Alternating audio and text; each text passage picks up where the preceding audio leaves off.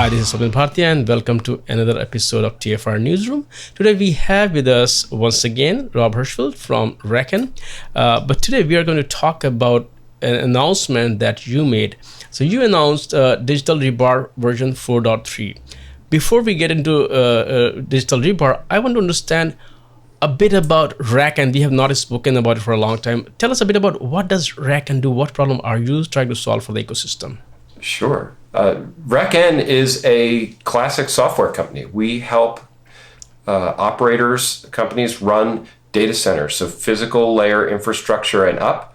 And we've really worked on tackling the problem of how you actually run a data center in a cloud-like way, and fixing that problem at the root cause layer for us means tackling bare metal server, switches, and storage, and actually creating a really robust, fully automated infrastructure environment. And we do it as software, not as a SaaS. So people download and run our software in the traditional way behind their firewall without our connections or network connectivity or anything like that. We're really making data center operators completely independent and, very importantly, very modern and cloud native in a lot of ways. If you look at the whole cloud native landscape, there are already a lot of players. They are trying to do a lot of different things. There are hardware vendors. There are hyperscale vendors. So where does RackN fit into the whole ecosystem? So we really are an underlay from that perspective. So, what we do is actually control the physical infrastructure using the APIs of that infrastructure. So we're not a virtualization component. We happily install a VMware or KVM or another layer. We happily install Kubernetes or whatever container pieces you need, or Windows or Linux on ARM or Intel. For us, we look at the silicon building blocks of the data center and work on making that easy to use with the APIs, some of which are 20 or 30 years old, with the APIs that are available, right? And that could be modern things like Redfish. It could be ancient things like IPMI. The reality is data centers today have a little bit of everything. And we actually build automation that takes that into account. Can you talk a bit about what kind of offerings you have, like, either the product portfolio or services portfolio that you offer? So RackN is really a pure play software company. We sell our product, Digital Rebar, as a software component with an extensive catalog that customers can pick and choose what they want. We have a significant community also all of the catalog is open. And so we build the system as an open ecosystem. We found that people and operators in the Digital Rebar community really want to see how those integrations are done, how we integrate into a hardware system, or how we integrate to Terraform or Ansible, how we connect into some of these very sophisticated components that we need to connect against. Right? How do you install a Linux kickstart or pre-seed file? So we're way down in the weeds, but we opened that because that's where really people need to understand how things are getting done. But it really is. It's just download and install software. It's very sort of old school like that. But running a data center is old school. Exactly. And who are your typical customers or clients? They range dramatically from financial institutions where we're helping. We're actually helping a bank right now deploy 10,000 servers a month in a global deployment, to telcos who are looking at how they manage distributed infrastructure at the edge, to military engagements, gaming companies, AI companies. It really ranges a very broad spectrum because, frankly, everybody has infrastructure. Since you operate in this, kind of industry where they are dealing with, it's not, they have to manage and run their own infrastructure, right, if I'm not wrong, right. Which also mean that you are actually dealing with some of the real challenges that these companies face, because most of them are in the different phases of their own digital transformation journey or their cloud native journey. So realistically, not what we hear in the market most of the time, what are the challenges that you think that these companies are still facing? A lot of people have moved to the next Chinese stuff, but there are some realities that are there. Can you talk about that? Be happy to. We call that automating for the brownfield, the greenfield, and blue sky.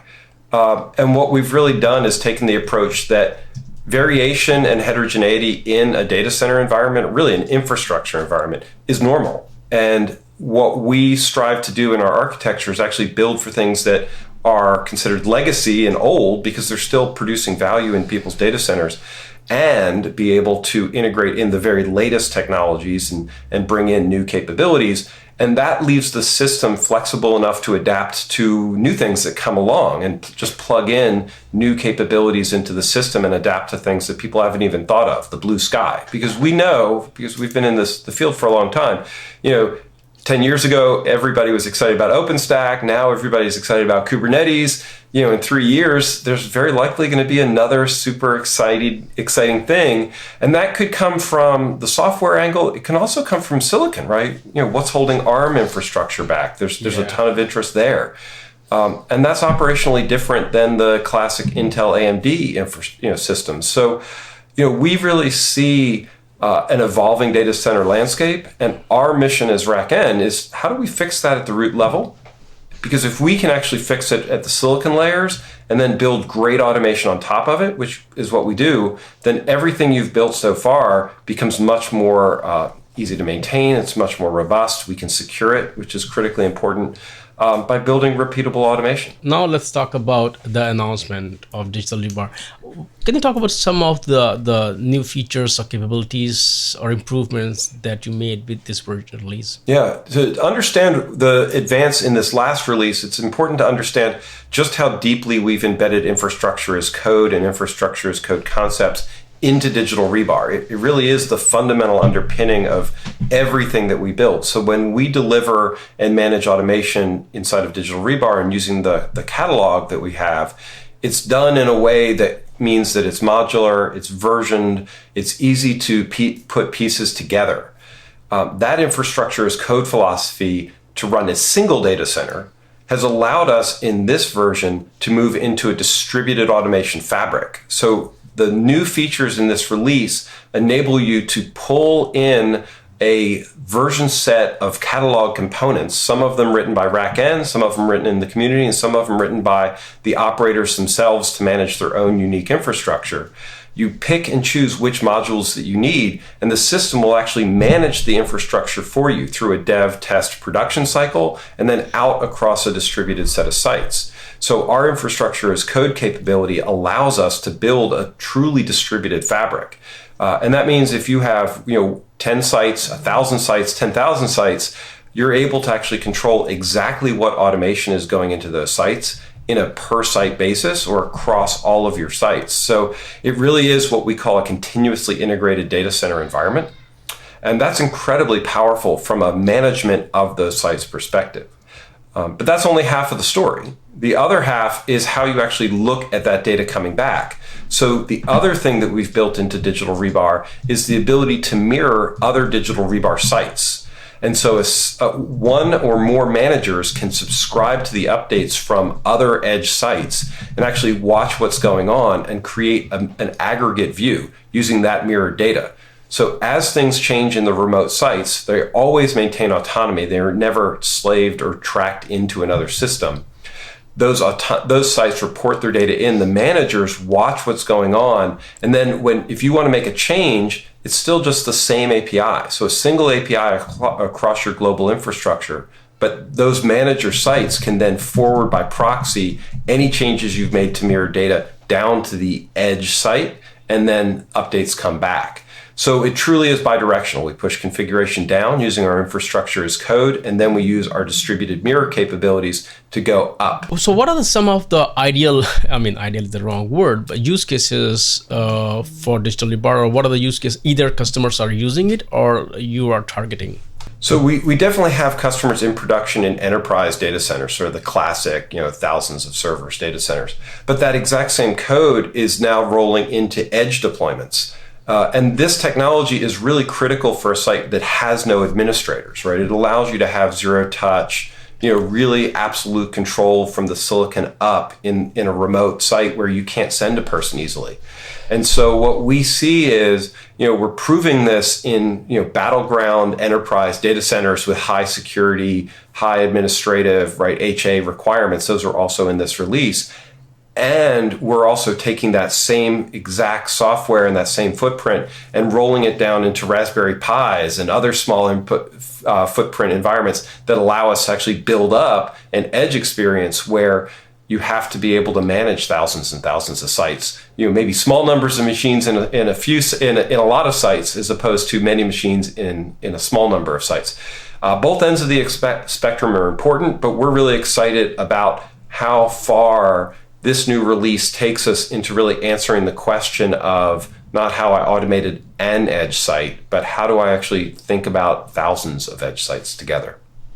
And since you mentioned that you're like a traditional software company, so how do you sell this to the edge players? So the system aggregates the data up. We just do it the same way we do everything else. So it's per machine per year licensing. And it's the total number of machines. Licensing itself is necessary, where you need to be able to sustain and grow the software. And that's one of the things that, being a licensed product in the bare metal space, having customers and revenue allows us to really innovate there. There's a lot of room for innovation. And it allows us to then promote real software that manages and solves this problem. But we do try and keep licensing simple, because otherwise it becomes a burden. Excellent. And these are, RackN products and services. Is there an open source component also to it, or do you work with the open source community, or do you release some of this code in open source? Actually, a huge amount of the code, over half of the code, is open source. We treat it as an open ecosystem. So you do need the RackN Digital Rebar component, which is the licensed piece. But around that, all of the plugins and the integrations, all of the pieces, a significant amount of the pieces that we're developing on a daily basis are out in the open and part of that collaborative component. Because really what we heard very strongly over the history of RackN is our community wants to be able to see how those integrations operate. That's where the challenges lie. That's where they need to understand how the code is operating more than any other place. And so when somebody wants to see how we set BIOS, or how we deploy an image-based Windows infrastructure, or ESX, some of the fancy security tricks we do around ESX and ESX provisioning, those things are open and people can see how they work. And we find a lot of value in that, and we love interacting with operators because they're constantly showing us cool and interesting ways to improve operations. Rob, once again, thanks for explaining a bit about RackN. We did know about it, but thanks for explaining it more, and also about Digital Rebar, and also the whole data center and edge computing chemistry. And as usual, I look forward to seeing you again at the next episode of our Insight Show. Thank you. Thanks a lot.